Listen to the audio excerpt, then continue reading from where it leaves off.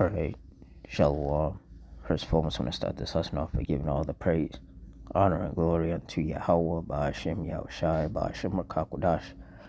Double honors to the apostles and elders of Great Millstone. Honors to all the brothers who are still fervently preaching the word in sincerity and in faith. Shalom to all the sincere Akwath, and Shalom to the scattered Israelites who are amongst these heathen nations and look like these heathens. Now, this lesson is going to be based on a man who got stabbed to death in Brooklyn. And this is yet another example of the Lord's anger towards these wicked people. So through the Spirit, I'm going to read this article, get some precepts, and Lord's will, you are edified. It says, one man is dead, and another man is in the hospital after a stabbing in Brooklyn early Sunday morning, according to police. Officials said NYPD officers were called to 1071 Broadway in Bushwick at around 1:45 a.m. Sunday for a reported assault. Officers found a 26-year-old, identified as Amari Simmons, with a stab wound to his midsection and a slash wound to his face. Another man, 28, has a slash wound to his arm. Both were taken to a nearby hospital where Simmons was pronounced dead, according to police. The 28-year-old was listed in stable condition. Police said 2 persons of interest were taken into custody and that a knife was recovered at the scene. Officials are investigating the incident as a homicide, but have not yet released information on what might have led to the fatal stabbing. And what happened was, this was judgment from the Lord. Like it says in Psalms 9 and 16, the Lord Yahweh is known by the judgment which he executeth. The wicked is snared in the work of his own hand, Higayon Selah.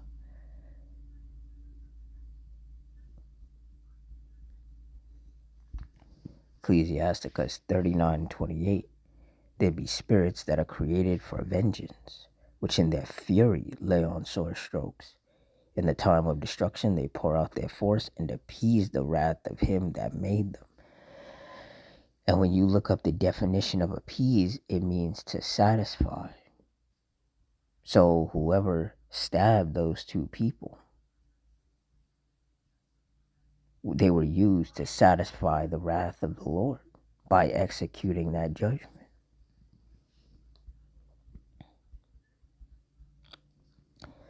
Verse 29, fire and hail and famine and death, all these were created for vengeance. Verse 30, teeth of wild beasts and scorpions, serpents, and the sword, punishing the wicked to destruction. And that's what happened. Whoever stabbed both those men used a sword, not a literal sword, but a sword as in a weapon, to punish one of them to destruction, because one of them is dead. And that was the Lord's anger and his vengeance being brought upon those 2 people. One of them just caught it worse than the other.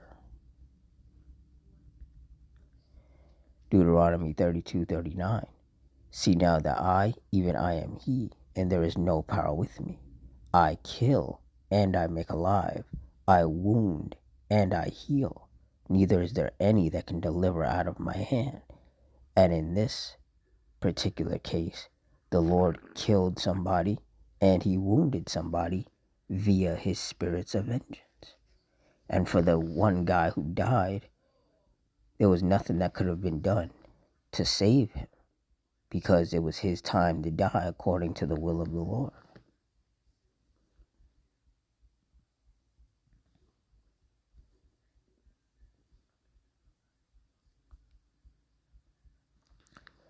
First Samuel 2 and 6. The Lord Yahweh killeth and maketh alive. He bringeth down to the grave and bringeth up. Yeah, and through his spirits that are created for vengeance, the Lord has and continues to kill wicked people. And this was just another example of that.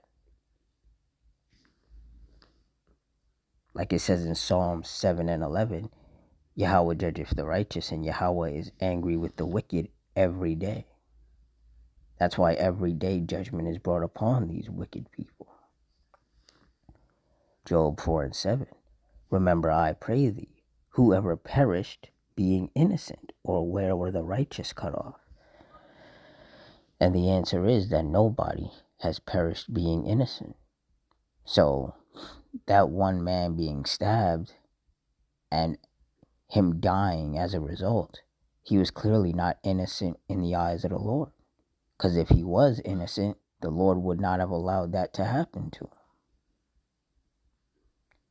Verse 8, even as I have seen, they that plow iniquity and sow wickedness reap the same. So both of those men were wicked, but one of them was clearly more wicked, and the Lord had more anger towards one of them, and that's why one of them is now in the spirit. The other one comparatively got off easier.